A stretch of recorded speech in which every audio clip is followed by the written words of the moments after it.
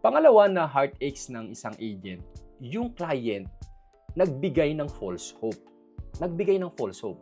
May mga experiences tayo na nangako na yung client, sir, magre-reserve ako, mag-a-avail ako, kompleto na ako ng requirements, meron na akong reservation fee. No? Tapos eventually nung sa target date o timeline na pinag-usapan ninyo, wala na, hindi na siya nagparamdam, or maybe iba na yung sinasabi niya, iba na yung baligtad na yung kaniyang messages sa'yo, no? Na hindi na siya magtutuloy, ganyan-ganyan. No? Marami pong experiences ang ahente na pinaasa rin ng kliyente at heartbreaking po talaga yon.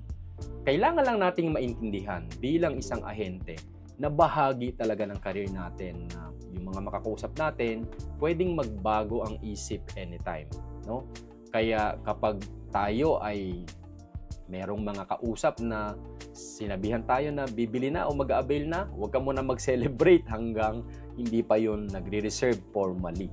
Kasi anytime pwede po yung magbago ng isip, no?